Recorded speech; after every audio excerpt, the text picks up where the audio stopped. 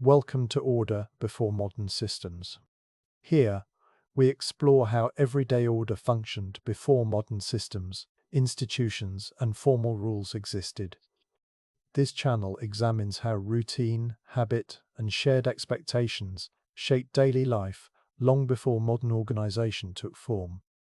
In many historical societies, people did not rely on a full-time police force to prevent conflict. Instead, they relied on something quieter and more constant: daily habits. A daily habit, in this sense, is a repeated way of doing ordinary life. It includes where people go, when they go, how they speak, what signals they follow, and what rules they expect others to follow. These habits were not only personal routines, they were shared patterns that helped whole communities run.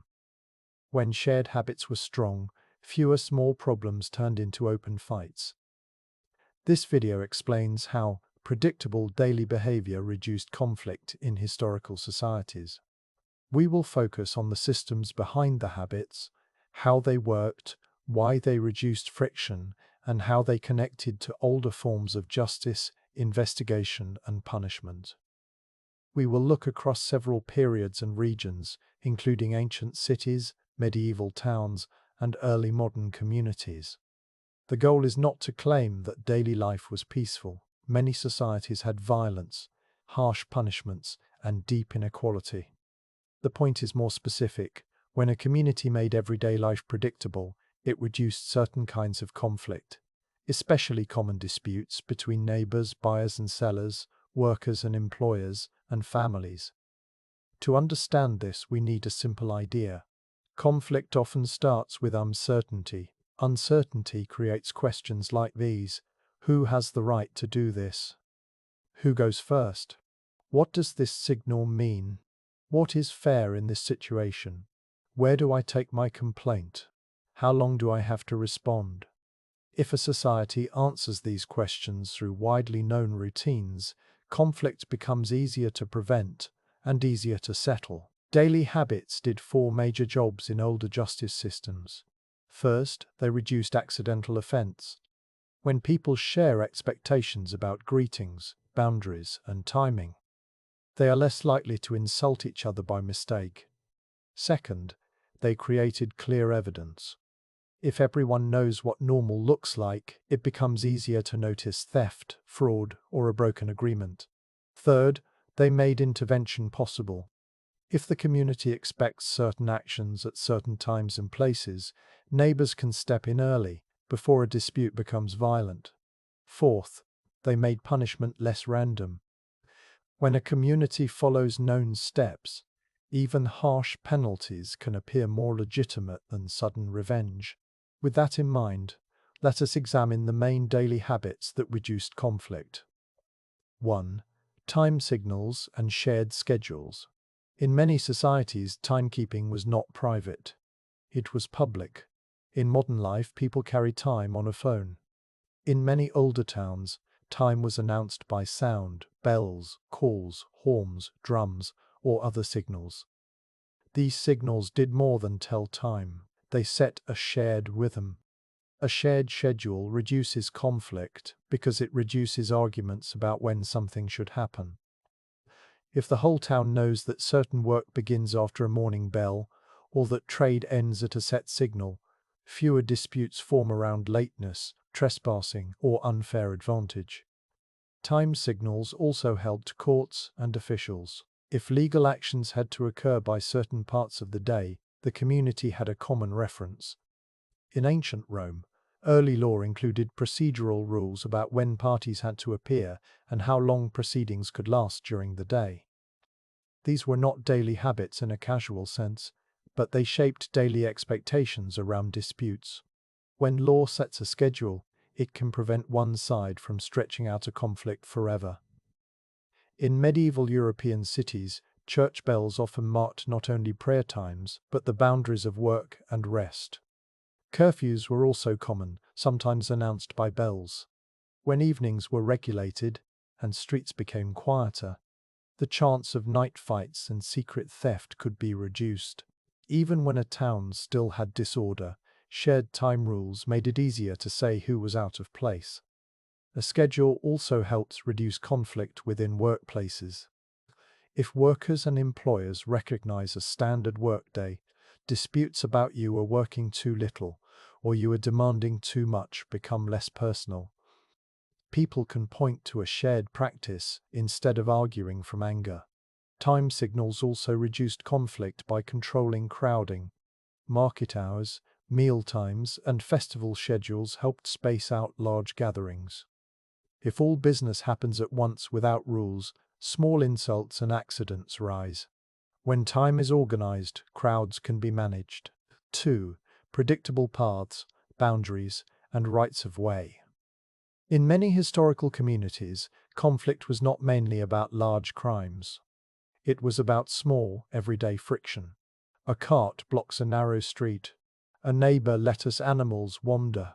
Someone crosses through another person's field. Two groups meet on a bridge. These are situations where people can quickly become angry, especially if they believe they are being disrespected. Many societies reduce these conflicts by building shared habits around movement. Paths were not only physical routes, they were social agreements. In villages and towns, everyone learned which routes were common, which were private, and what behavior was expected in shared spaces. Over time, these expectations became custom.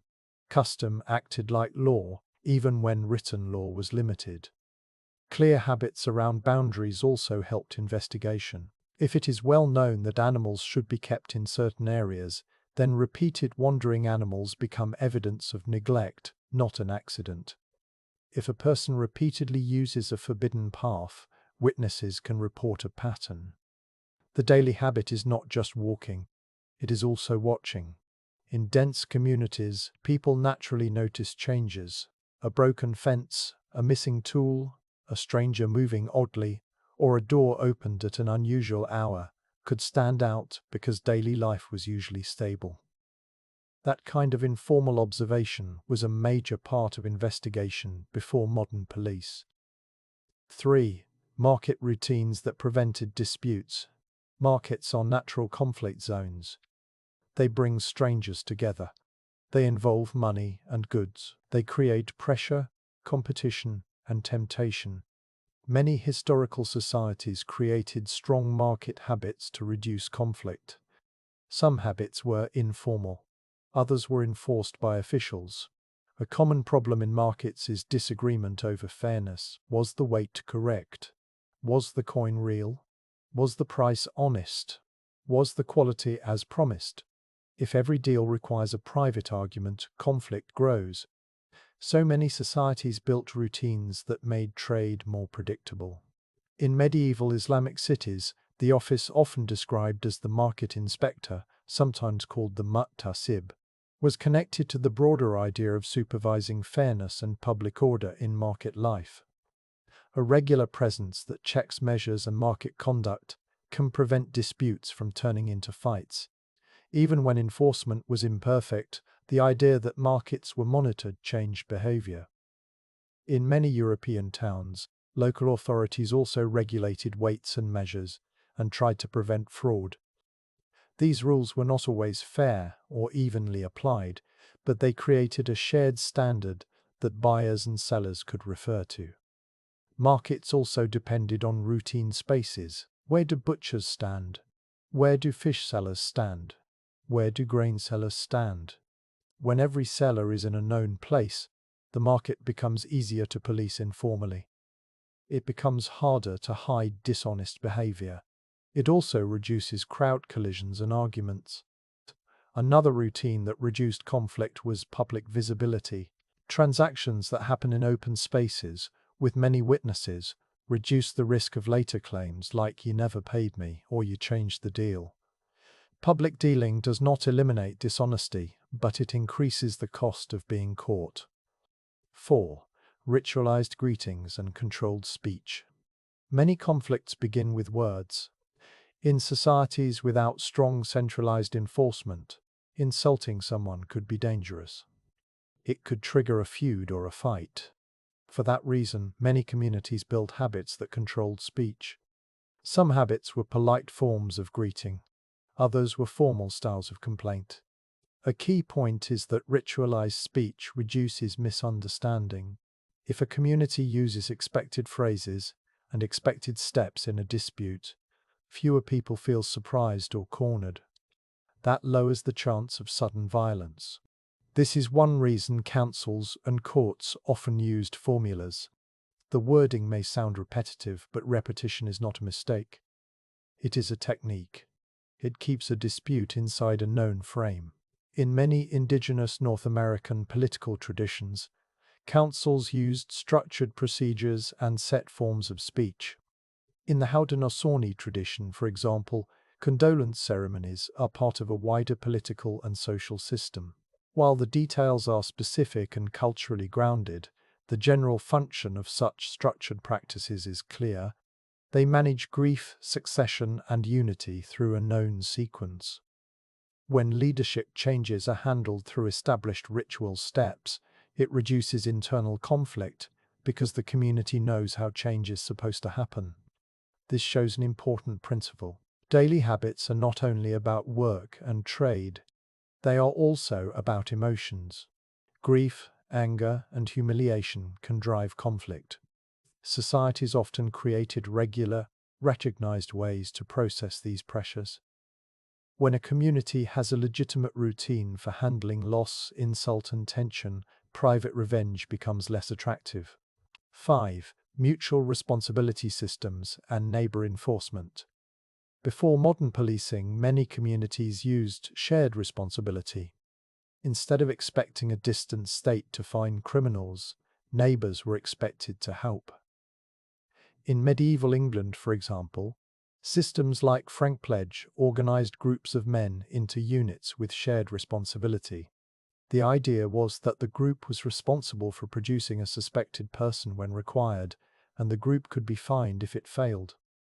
This kind of system is not mainly about catching criminals after the fact. It is about prevention. If your neighbors might suffer consequences for your actions, they will pressure you to behave. They will also watch you. That can reduce certain everyday crimes and conflicts. But it also changes daily life in another way. It builds routine accountability. When people know they will be asked, "Where were you?" and "Who can vouch for you?"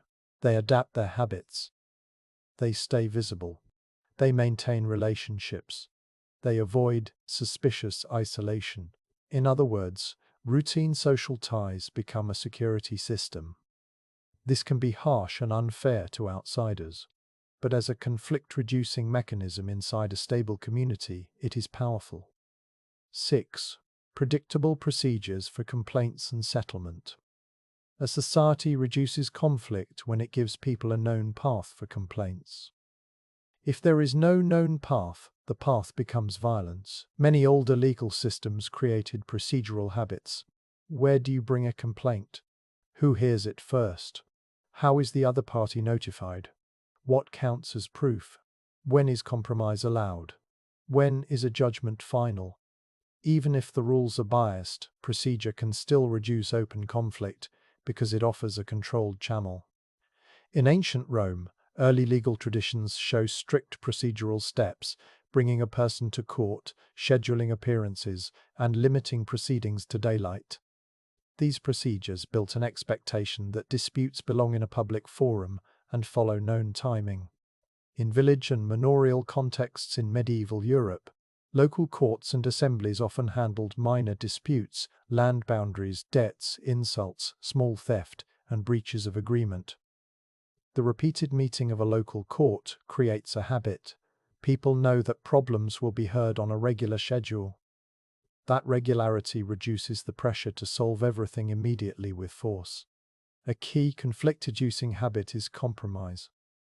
Many legal traditions encourage settlement, especially for smaller matters. Compromise keeps relationships from collapsing. In small communities, people must continue living together after a dispute.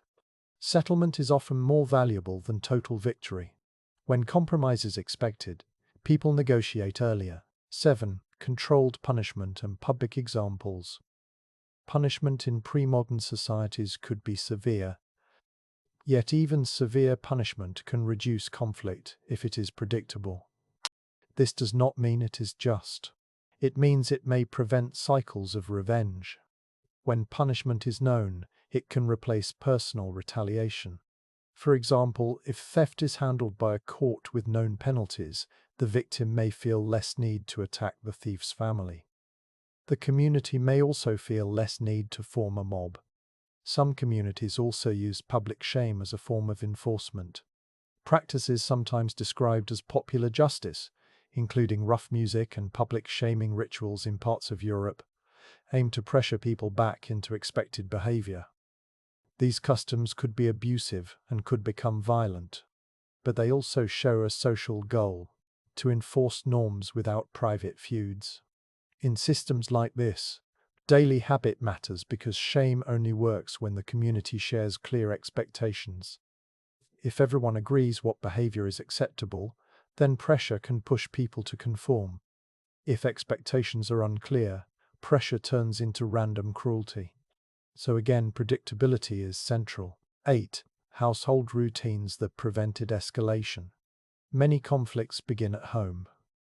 Debt between relatives, inheritance disputes, marriage disagreements, caretaking and labor expectations.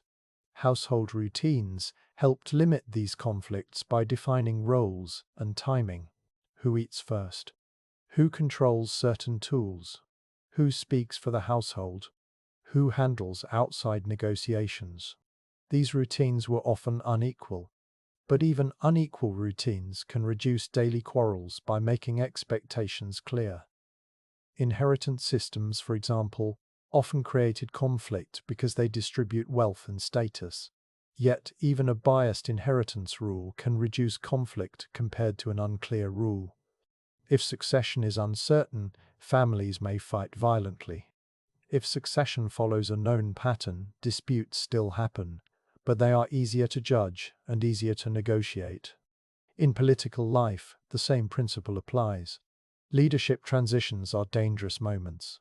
Many societies created habits, ceremonies, and rules that guided who speaks, who decides, and how a new leader is recognized. The purpose was to prevent a power vacuum from turning into factional violence. 9. Daily visibility, reputation, and the community record. Before official IDs, credit scores, and formal background checks, reputation was a record. Daily habits created that record. If a person appears at the same place each day, works with known tools, and interacts in expected ways, others form a stable picture. That stability reduces conflict in several ways. It supports trust in trade. It supports trust in borrowing and lending. It supports trust in testimony. And it supports informal investigation. If a theft occurs, people ask, who was missing from their usual place? Who suddenly has new goods? Who changed their routine? In many societies, investigation was built from such questions. Not in a scientific way, and not always fairly, but routine made suspicious change visible. This is why predictable daily life can reduce conflict, even without heavy enforcement. It makes deviance stand out. 10. Why predictability reduces misunderstanding. Now, let us connect these parts. Why does predictability reduce friction? Because human conflict often comes from three gaps: a gap between expectations and reality, a gap between what one person thinks is fair and what the other thinks is fair, a gap between what happened and what can be proven. Daily habits shrink these gaps. When expectations are shared, fewer actions feel like insults. When fairness is defined by common measures and routines, fewer disputes become personal. When actions take place in public and follow known steps, facts are easier to establish. This does not end conflict. It changes its shape. Instead of constant private retaliation, a community can push disputes into routine channels: elders, councils, courts, markets, inspectors, assemblies, or family mediation. 11. Limits and costs of habit-based order. It is also important to understand the limits.